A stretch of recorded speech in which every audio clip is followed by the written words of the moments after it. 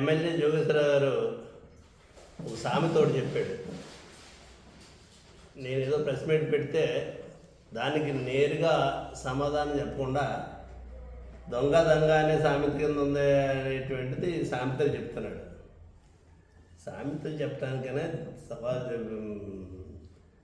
ఏదైనా మాట్లాడటానికైనా సిగ్గు బిడి ఉండాలి. మనిషికి సిగ్గులైనటువంటి విధంగా మాట్లాడటం అనేటువంటిది 4 సార్లు శాసనసభ్యుడిగా జోగేశ్వరరావు ఉండి నేను ఇక్కడ ఒకసారి కూడా శాసనసభ్యుడు చేయలేదు. మరి అభివృద్ధి గురించి మాట్లాడుకుందాం రా అనేటువంటిది నాకు చెప్పి బహిరంగ చర్చకి రమ్మని చెప్పారు ఎప్పుడో సంవత్సరం క్రితం గత గవర్నమెంట్లోని రాలేదు. నువ్వు ఏదన్నా బహిరంగ చర్చ కావాలంటే చాలా విషయాల మీద నేను మాట్లాడతాను. నేను మొన్న కూడా చెప్పాను, బహిరంగ చర్చకి రమ్మంటే నేనున్నటువంటి టైంలో ఏం చేశాను, నువ్వున్న టైంలో ఏంటి, నువ్వు ఉంటా 15-20 సంవత్సరాల నుంచి కాదు ఒక పీరియడ్ తీసుకోవాలనేటువంటిది. 2024లో కృష్ణార్జున చౌదరి గారు ఎమ్మెల్యే చేశాడు. 2004లో కృష్ణార్జున చౌదరి గారు ఎమ్మెల్యే చేశాడు. 2004లో నుంచి 9 వరకు అతనున్నాడు. 9 నుంచి 14 వరకు నువ్వు ఉన్నావు. మీరిద్దరూ పోటీ పడాలి. అంతకుముందు చేసిన ఎమ్మెల్యేతో నువ్వు పోటీ పడాలి అభివృద్ధి గురించి. ఆయన ఏం చేశాడు, నువ్వేం చేసావు అనేటువంటిది. తర్వాత రెండోది 2019 నుంచి 24 వరకు ఎమ్మెల్యేగా పనిచేశాడు. 2019 నుంచి 24 వరకు పనిచేసిన తర్వాత నేను వచ్చాను. నేను వచ్చిన సుమారు 3-3.5 సంవత్సరాలు పార్టీ ఇన్ఛార్జిగా వచ్చి ఎమ్మెల్సీగా ఉన్నాను. నేను చేసినటువంటి 2024 నుంచి 19 నుంచి 24 వరకు నువ్వేం చేసావు? 19లో 20లో వచ్చి ఉంటాను నేను. 2021 నేను వచ్చిన తర్వాత నేనేం చేశాను అనేటువంటిది కావాలంటే మాట్లాడుకున్నారా అంతే తప్పితే నేను ఒకసారి కూడా ఎమ్మెల్యే చేయలేదు. ఇక్కడ మీరు 4 సార్లు ఎమ్మెల్యే చేశారు. సిగ్గు లేకుండా మాట్లాడదాం అంటే, అభివృద్ధి గురించి మాట్లాడదాం అంటే ఇంకా అనేక సమస్యలు ఉన్నాయి. ఇక్కడ అయిపోయినాయి అంటలేదు. ఇదే విధంగా అభివృద్ధి గురించి రామచంద్రపురంలో వెళ్ళి అడిగితే అభివృద్ధి ఏంటి అనేటువంటి చెప్తారు. గెలుపోవటములు అనేటువంటి అభివృద్ధి ఉంటే కొలమానం కాదు. ఒక్కొక్కసారి గెలవటానికి ఓడిపోవడానికి అనేక కారణాలు ఉంటాయి. ప్రజలకు వ్యతిరేకం రావడానికి ప్రభుత్వాల మీద వ్యతిరేకం రావచ్చు, వ్యక్తుల మీద వ్యతిరేకం రావచ్చు, అనేక కారణాలు ఉంటాయి. ఇదేదో పెద్దేదో సాధించేసినట్టు ఏదైనా డెవలప్ గురించి మాట్లాడాలనేటువంటి చెప్పింది ఏదైతే ఉందో 2004 నుంచి 2009 వరకు 10 సంవత్సరాల పీరియడ్ అది.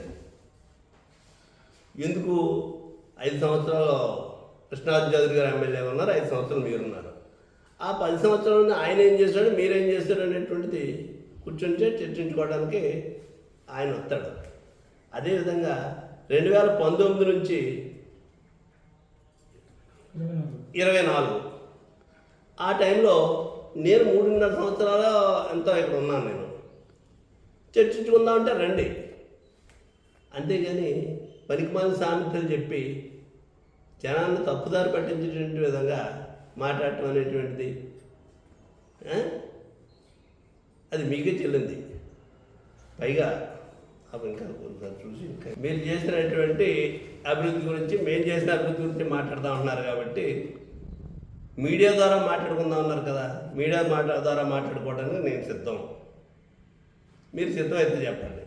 2004 నుంచి 19 వరకు, 2004 నుంచి 2009 వరకు 5 సంవత్సరాలు మీరు ఎమ్మెల్యే చేశారు. 5 సంవత్సరాలు కృష్ణార్జున చౌదరి గారు ఎమ్మెల్యే చేశాడు. ఆ రెండు మీరిద్దరూ ఎమ్మెల్యేకు పనిచేసినటువంటి పీరియడ్లో మీరేం చేశారు, ఆయన ఏం చేశారు అనేటువంటిది చర్చ పెట్టండి. అదేవిధంగా 2019 నుంచి 24 వరకు నేను ఎమ్మెల్సీగా ఉన్నాను, మీరు ఎమ్మెల్యేగా ఉన్నారు. ఈ పీరియడ్ మీద చర్చ పెట్టండి, చర్చించుకుందాం. నేను ఒకసారి కూడా ఎమ్మెల్యే కాదు కదా ఇక్కడ. నేను ఈ 3.5 సంవత్సరాల్లోనే పార్టీ యొక్క ప్రభుత్వం యొక్క సహకారంతో ఏమేం చేశాననేటువంటిది నేను చెప్తాను. మీరు ఇప్పటి నుంచో 20 సంవత్సరాల క్రితం నుండి పోయినటువంటి సమస్యలను కొన్ని పరిష్కారం చేశాను, వాటి గురించి నేను చెప్తాను. నేను గతంలో కూడా చెప్పాను, కృష్ణార్జున చౌదరి గారు ఏం చేయడం, మీకు సిగ్గు లేకుండా మాట్లాడటం. కానీ 4 సార్లు శాసనసభ్యులుగా ఉన్నారు.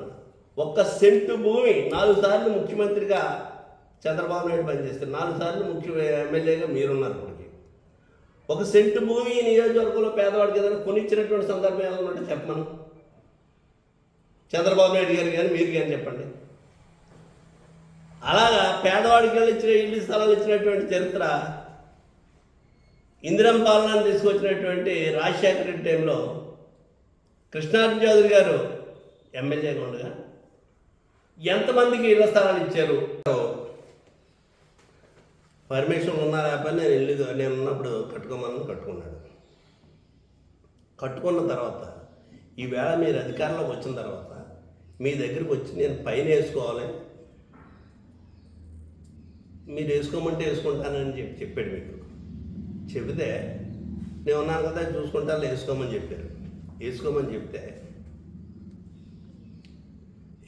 చెప్తే ఆయన వేసుకుంటే సుమారు 20 లక్షల రూపాయలు ఖర్చు పెట్టి మెటీరియల్ తొలుచుకుని స్లాబ్ వేస్తుంటే పొద్దున్న 4 గంటలకే 3-4 గంటలకే ఏదో దొంగోళ్ళని పట్టుకోడానికి వెళ్ళినట్టు మున్సిపల్ స్టాఫ్ అందరూ వచ్చేసి ఆ వేస్తున్నటువంటి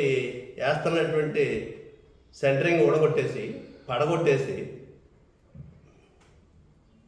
ఆయన ఆ విధంగా చేసినటువంటి పరిస్థితి మీరు చేస్తే నేను చాలా మంచోడిని, చాలా ఉత్తముడిని అని చెప్తున్నారా మీరు? ఆ కష్టంలో ఉన్నటువంటి వ్యక్తి మీకు ఫోన్ చేశాడు. మీకు ఫోన్ చేస్తే ఏం చేశారు? మీరు నా మాట వింటలేదు, ఇది రాష్ట్ర వ్యాప్తంగా ఉన్నటువంటి సమస్య అట, మంత్రి నారాయణ గారు పడగొట్టేమన్నారట అని చెప్పారు. సిగ్గు ఎవరు పడాలి ఇప్పుడు? అలానే ఎవరికి సిగ్గు ఉండాలి? ఎవరు దొంగలు ఇక్కడ?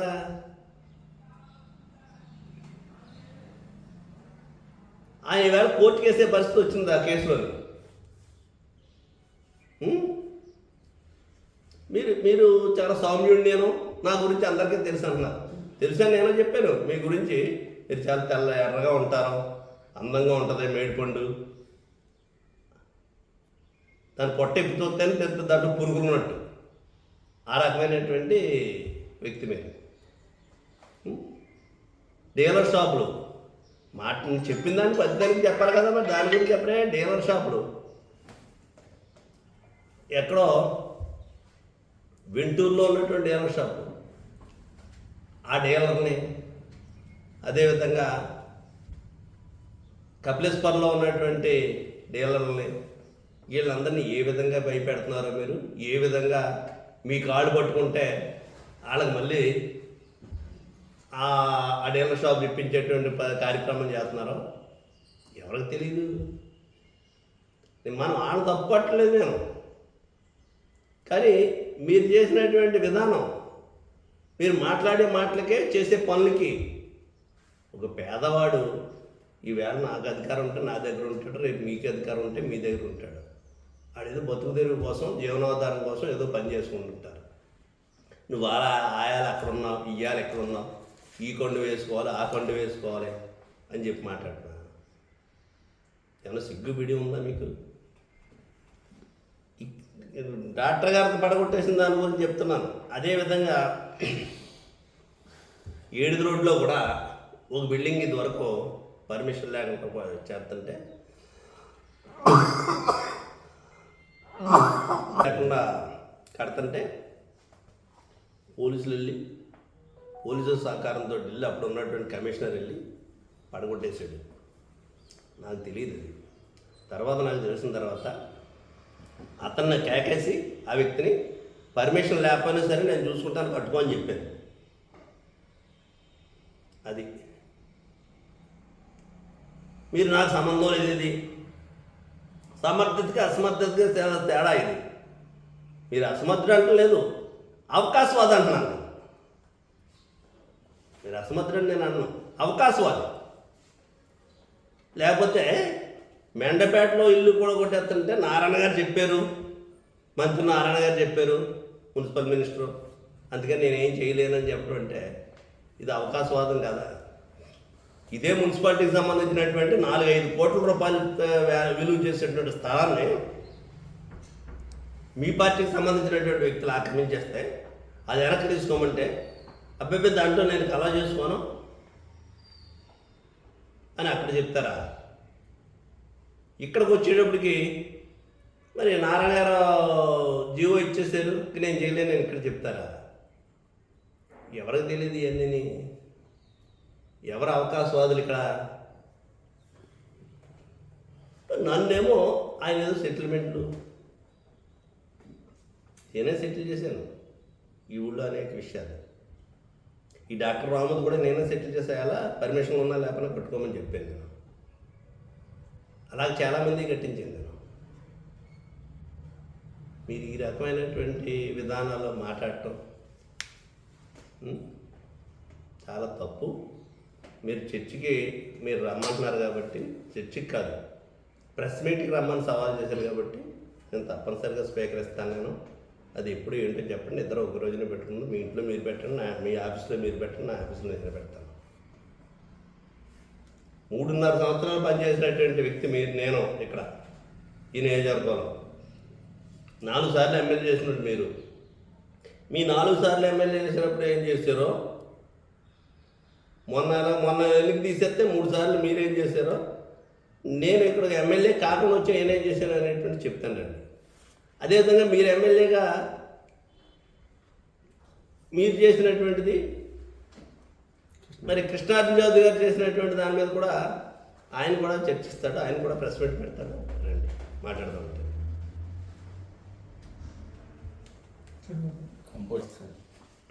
ఏదో చేసేసానని చెప్తున్నారు. ఏం చేసేసారు?